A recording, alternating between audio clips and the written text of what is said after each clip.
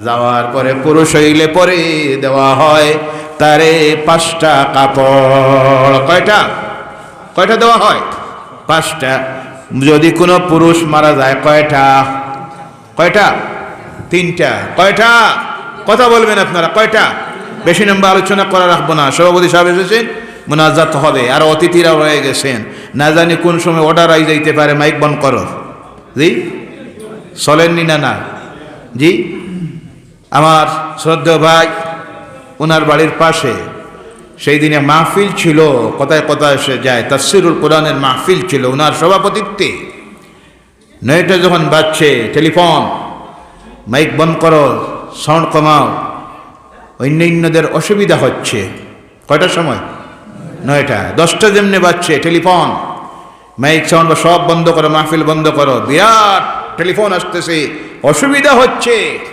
আবার দেখা গেল এখানে আবার সপ্তাহ দিন 15 দিন আগে 5 দিন ব্যাপী, কয়দিন নাম যজ্ঞ, দিবারাত্রি 24 ঘন্টা মাইক বাজলো, কোনো অসুবিধা? এর নাম ইনসাফ নয়। সকলের প্রতি সমমর্যাদা দেন।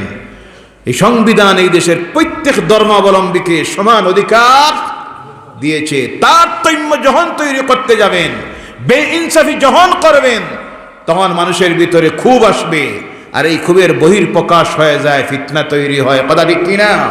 ইনসাফ যদি জমিনে থাকে, সকল ধর্মাবলম্বীদের প্রতি সমানভাবে দৃষ্টিভঙ্গি যদি থাকে, আইন সমান থাকে, তখন ওই রাষ্ট্রে শান্তি থাকে। কি থাকে? আমরা কি চাই? শান্তি চাই কি চাই না? আমরা কি চাই? শান্তি চাই। কিন্তু বৈষম্য যখনই আসবে, তখনই অসুবিধা তৈরি হয়। আল্লাহ যারা এইসব করে, ইনসাফকে যারা তুলে দিয়েছে, আল্লাহ তাদেরকে হেদায়ত করুক। সকলে বলেন আল্লাহুম্মা আমিন। তো বলতেছিলাম, পিতার সম্পত্তিতে মেয়েকে দেওয়া হয়েছে অর্ধেক। হিসাব করে গিয়ে দেখা যায় মেয়ে বেশি পায়। আরেক জায়গায় গিয়ে দেখা যায় আবার প্রশ্ন তুলেছে, স্বামী যারা তারা হাট মার্কেটে বাজারে যায়, বিভিন্ন কাজকর্ম করে, এই কথা তুলেছে নারীর সম অধিকার দিলে, তারা বলে সম অধিকার, আর ইসলাম বলে বেশি অধিকার। সুবহানাল্লাহ বলেন। তাদের স্লোগান হলো সমান অধিকার দিতে হবে। আমরা বলি সমান না, নারীকে বেশি দিতে হবে। কি দিতে হবে? বেশি। সমান যদি হয় বিরাট অসুবিধা আছে না নাই? জি। সমান যদি হয়, 1 নম্বরে হতে হবে, প্রথম ছেলে স্ত্রী জন্ম দিবে, দ্বিতীয় বাচ্চা স্বামী জন্ম দিবে। সমান হইতো নি না? না জি, এটা সম্ভব আছে। এরপরে দেখেন, স্বামী অটো চালায়, 1 বছর বাদে কইব সমান হইতো, এই বছর আমি চালাইছি, আগামী বছর তুমি যাও, এর নাম তো সমান। জি। আমি মাঠে যাই, হাল চালাই, এই বছর আমি করছি, আগামী বছর তুমি যাও, এর নাম হলো সমান। এর জন্য ইসলাম বলছে সম অধিকার নয়, নারীকে বেশি অধিকার, বেশি মর্যাদা দাও। আর দিয়েছে ইসলাম, বলেন সুবহানাল্লাহ। এর জন্য ইসলাম বলছে একজন নারীর চাকরিতে যাওয়ার প্রয়োজন নাই, তবে এটা নাজায়েজ বাবা না, যদি যায় জায়েজ, অসুবিধা নাই। শালীনতার সহিত হিজাব নিকাব পরিধান করে যুদ্ধের ময়দানেও যাইতে পারে, কোর্টে যাইতে পারে, অফিসে যাইতে পারে, স্কুলে যাইতে পারে, ইউনিভার্সিটিতে যাইতে পারে, সর্বত্র যাইতে পারে। প্রয়োজনে বিমানের পাইলট হয়ে বিমান চালানোর অনুমতি ইসলাম দিয়েছে, বলেন সুবহানাল্লাহ। কিন্তু তার যাওয়ার প্রয়োজন নাই, কারণ হলো তার দায়িত্ব সব তুলে দিয়েছে ইসলাম তার স্বামীর উপরে। কার উপরে? কথা ক্লিয়ার বুঝবেন। আগামী কল্যাণ থেকে যদি বলেন, ইউটিউবের ভাইয়েরা আপনারাও খেয়াল রাখবা, যদি কাটিয়ে 1 টুকরা দেন যে হুজুর কইছেন মহিলা চাকরি করা হারাম, এটা না। কথাটা হলো তার যাওয়ার বাধ্যতা নয়, প্রয়োজন নয়, যদি যায় অসুবিধা নাই। মা বোনেরা আমার, আপনাদের প্রতি অনুরোধ, সহজ জীবন আল্লাহ আপনাদের করে দিয়েছেন। আল্লাহ পাক পর্দার ব্যাপারেও নারী পুরুষের উভয়ের প্রতি আল্লাহ পর্দার নির্দেশ দিয়েছেন। পর্দার উপকারিতা কি, কি জন্য ইসলাম নারীর পর্দার কথা বলেছে, এর দিকে আলোচনায় গেলে অনেক সময় লাগবে, সেদিকে আমি যাচ্ছি না। শুধু নারীকে শুধু পর্দার কথা বলে নাই, পুরুষকে আল্লাহ পর্দার কথা বলেছেন। নারী পর্দা সম্পর্কে আয়াত নাজিল করার আগে পুরুষদের প্রতি আল্লাহ পর্দার আয়াত নাজিল করেছেন। কোরআনুল কারীম খুলে দেখেন, আল্লাহ বলছেন, কুল্লিল মুমিনিনা ইয়াগুদ্দু মিন আবসারিহিম ওয়া ইয়াহফাযু ফুরুজাহুম। হে মুমিন পুরুষেরা, প্রথম আয়াত পরে মহিলা সম্পর্কে আয়াত আসতেছে। হে মুমিন পুরুষেরা, তোমরা তোমাদের চোখের দৃষ্টিটাকে নিম্নগামী করে রাখিও, আর তোমাদের লজ্জাস্থানের হেফাজত তোমরা করো। পুরুষদেরকে বলা হচ্ছে রাস্তায় চলতে গিয়ে নিম্নগামী হয়ে চলো, এইভাবে ওদিক সেদিকে তাকাইও না, পরনারীর দিকে তাকাইও না। কার মেয়ে কার স্ত্রী পেয়ে যাচ্ছে, কত সুন্দর, এটা দেখার তোমার প্রয়োজন নেই। পুরুষের জন্য রাস্তায় হাঁটতে গিয়ে তুমি নিচের দিকে তাকাও, পরনারীর দিকে তাকাইও না। হাদিস শরীফের মধ্যে আসতেছে, আল্লাহ রাসূল বলছেন, কোন পুরুষের যদি কোনো পরনারীর দিকে চোখের দৃষ্টি পড়ে যায়, প্রথমবার যখন পড়লো সঙ্গে সঙ্গে ফিরাইয়া নিল, এই দৃষ্টিতে কোনো গুনাহ নাই, সওয়াব আছে। বলে সুবহানাল্লাহ। কেন সওয়াব আছে? হাদিসের ব্যাখ্যার মধ্যে আসতেছে, অসতর্ক অবস্থায় চোখের দৃষ্টি পড়ে গেছে, যখন ফিরাইয়া নিল, কার ডরে আর ভয়ে? আল্লাহর ডরে ভয়ে যখন ফিরাইয়া নেই, আল্লাহ তখন তার আমল নামায় সওয়াব দেয়। দ্বিতীয়বার তার দিকে দৃষ্টি দেওয়া হলো গুনাহের কাজ। কিসের কাজ? গুনাহের কাজ। নারীদেরকে আল্লাহ বলছেন, قل للمؤمنات يغضضن من أبصارهن ويحفظن فروجهن ولا يزنين زينتهن إلى آخر الآية। হে মুমিন মহিলারা, তোমরাও তোমাদের দৃষ্টি শক্তি নিম্ন দিকে করে দাও, আর তোমাদের লজ্জাস্থানের হেফাজত করো। তোমাদের সৌন্দর্যটাকে তোমরা অন্যের কাছে প্রকাশ করিও না। ওই আয়াতের শেষ ভাগে আসতেছে, তোমরা যখন ঘর থেকে বাইরে হবা, তখন তোমরা একটা চাদর মাথার মধ্যে ঢেলে দিও, যে চাদর ডালার কারণে তোমাদের মুখমণ্ডলের একটা অংশ ঢেকে যায়, হাতের কবজি পর্যন্ত ঢেকে যায়, গলা, গাল, পেট, পিঠ, সমস্ত শরীরটা যেন আবৃত হয়ে যায়। তোমরা তোমাদের সৌন্দর্যটাকে অন্যের সামনে প্রকাশ করিও না। প্রথমে আল্লাহ পুরুষের প্রতি পর্দার নির্দেশ দিলেন, এরপর নারীকে পর্দার নির্দেশ দিলেন। উভয়ের জন্য পর্দার হুকুম আছে না নাই? কথা বলেন। আমরা তো শুধু ভাবি মহিলারা পর্দায় থাকবে আর আমরা যা মনে হলো তা করব, এটা ইসলাম অনুমতি দেয় নাই। ভাইয়েরা আমার, বিচার ব্যবস্থার দিকে যদি যান, সকলের সমান আইন, মহিলার জন্য যে আইন, পুরুষের জন্য সে আইন। মায়ে বোনেরা আমার, আপনাদের জীবনটা একেবারে সহজ, আপনারা বেহেশতে যাওয়া একেবারে সহজ, কারণ আপনার লেনদেনের ব্যাপার নাই, আপনার রাজনীতির অঙ্গনে আপনি নাই, বিভিন্ন বিষয় আছে যার থেকে আপনারা মুক্ত। এর জন্য আল্লাহ রাসূল বলছেন, একজন মহিলা যদি 5টা কাজ, কয়টা 5টা কাজ করতে পারে, সেই মহিলা কিয়ামতের দিন আমার সঙ্গে আল্লাহর জান্নাতে চলে যাবে। বলে সুবহানাল্লাহ। কয়টা? আওয়াজ করে বলেন। এই ওয়াজটাকে বাড়িতে করবা সবে, রাজি আছেন? জি, কিছু ওয়াজ বাড়িতে যাওয়ার সময় নিবা, রাজি আছেন? আপনারা শুধু শুনতে আছেন, আর আপনার কাছে যদি থাকে তা তো লাভ হবে না। ওয়াজটার তো সবচেয়ে বেশি প্রয়োজন বাড়িতে গিয়া, ঘরে গিয়ে পৌঁছাইয়া দিবা। 1 নম্বরে হলো, কোন মহিলা যদি আল্লাহর দেওয়া নির্দেশ, আদেশ আর নিষেধ মেনে তার দুনিয়ার জীবনটা চালাইয়া দেয়। 2 নম্বরে হলো, আল্লাহ রাসূল বলছেন, 5 ওয়াক্তের নামাজটা যদি কোনো মহিলা আদায় করে নেই, রমজান মাসের রোজা আদায় করে নেই, যাকাত ফরজ হলে তা আদায় করে দেয়, হজ ফরজ হলে তা আদায় করে নেই, এই হলো 1 নম্বরের। 2 নম্বরে হলো, তার স্বামীর খেদমত করে স্বামীকে সন্তুষ্ট রেখে জমিন থেকে যদি যাইতে পারে। 3 নম্বরে তার ছেলে মেয়েগুলিকে লালন পালন করে সুশিক্ষায় শিক্ষিত করতে পারে। 4 নম্বর হলো, প্রতিবেশীর সঙ্গে যদি সুসম্পর্ক স্থাপন করে জমিন থেকে যাইতে পারে। আর 5 নম্বরে হলো, তার নিজের জবানটাকে যদি কন্ট্রোল করে নিতে পারে। আল্লাহ পাক রব্বুল আলামিনের হাবিব বলছেন, কিয়ামতের দিন সেই মহিলা আমার সঙ্গে আল্লাহর জান্নাতে চলে যাবে। বলেন সুবহানাল্লাহ। একেবারে শর্টকাট আপনাদের কাজটা, মাত্র 5টা কাজ করে নিন। এটা করতে একেবারে সহজ, কারণ মহিলার প্রতিবেশীর সঙ্গে বেশি ঝগড়া লাগে, কথাটি কি না? লাগা বাড়ির লোকে, লাগা ঘরের সঙ্গে বেশিরভাগ লাগে। আল্লাহ রাসূল বলছেন, প্রতিবেশীর সঙ্গে সুসম্পর্ক রাখো, আওলাদের প্রতি লক্ষ্য রাখো, স্বামীর খেদমত করো, তাকে সন্তুষ্ট রাখো। এরপর নিজের এই জবানটাকে কন্ট্রোল করো, কারণ মহিলারা সবচেয়ে বেশি যে গুনায় লিপ্ত হয় সেটা হলো পরনিন্দা। কোনটা? পরনিন্দা, সগলগরি। তোমার জবানটাকে কন্ট্রোল করো। আর আল্লাহ যা নির্দেশ দিয়েছেন, নামাজ, রোজা, হজ, যাকাত, হজ যাকাত যদি ফরজ আদায় করো, তা যদি না থাকে, যদি 5 ওয়াক্তের নামাজ পড়ো, নিজের লজ্জাস্থানের হেফাজত করো, পর্দায় থাকো, আর বেশি তোমার করতে হবে না। ওই আমলটা নিয়ে যদি কিয়ামতের দিন হাশরের ময়দানে উপস্থিত হতে পারেন, আল্লাহ পাক তার রাসূলের সঙ্গে জান্নাতে যাওয়ার অনুমতি দিয়ে দিবে। বলেন সুবহানাল্লাহ। এমন কোনো বিষয় নাই, আপনি যদি আলোচনায় যান, প্রত্যেকটা জায়গায় ইসলাম নারীর মর্যাদা দিয়েছে, সবচাইতে বেশি অধিকার দিয়েছে। যে যেগি যাবেন পুরুষের চাইতে বেশি। কিন্তু আজকে আমাদের সমাজ, সবচেয়ে অসুবিধাটা হইল আমাদের সমাজের মানুষ নারীর অধিকার ইসলাম যা দিয়েছে আমরা নিজেও দেই না, না দেওয়ার কারণে অন্য যারা তারা দেখে, আর দেখে তারা সমালোচনা করে, কি ধর্ম হইল, মহিলাদেরকে ঠকায়, এই দিল না, সেই দিল না, ওই দিল না। কোর্টের বারিন্দায় মহিলারা আসে ময় আদায় করার লাগে কেস দেয়, বাবার সম্পত্তি আদায় করার জন্য কেস দেয়। আহারে, তালাকের ব্যাপারে দেখেন, ইসলাম বিবাহের ব্যাপারে দেখেন, সব অধিকার দিয়েছে নারীকে।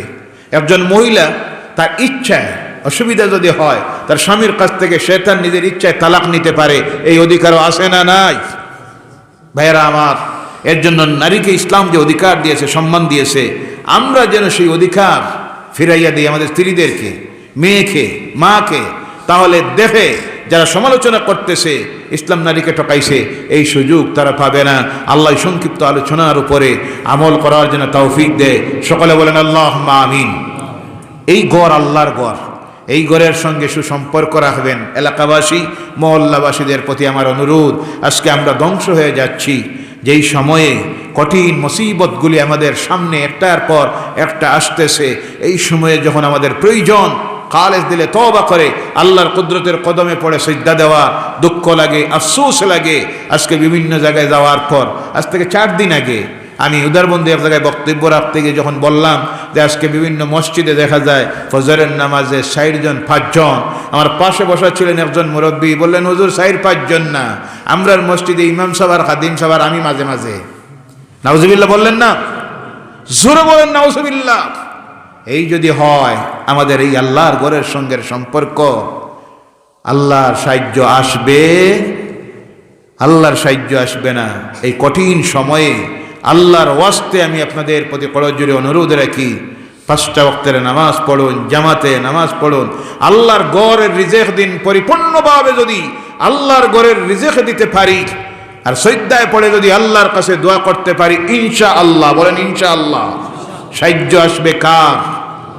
আর আল্লাহর সাহায্য যখন এসে যায়, তখন সংখ্যা লঘু আর সংখ্যা গরুর পরিচয় থাকে না। আল্লাহ বলছেন, কাম মিন ফিয়াতিন কালিলাতিন গালাবাত ফিআতান কাসীরাতান বিইজনিল্লাহ ওয়াল্লাহু মা'আস সাবিরিন। বিভিন্ন সময় আমি কম সংখ্যক লোককে বেশি সংখ্যকের উপরে বিজয়ী বানাইয়া দেই যদি তারা ধৈর্যশীল হয়ে যায়। বলে সুবহানাল্লাহ। অগণিত প্রমাণ আল্লাহ দেখাইয়াছেন। এর জন্য আল্লাহর ওয়াস্তে অনুরোধ রাখি, ভাইয়েরা আমার, নামাজ পড়ুন, নামাজ পড়ুন, 5 ওয়াক্তের নামাজ পড়ুন, জামাতে নামাজ পড়ুন। আল্লাহ যেন পড়ার তৌফিক দেয়। সকলে বলেন আল্লাহুম্মা আমিন।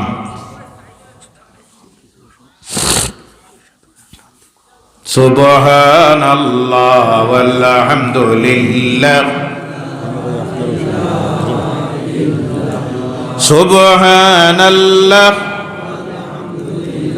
ওয়ালা ইলাহা ইল্লাল্লাহ, জোরে জোরে হাসবি রাব্বি,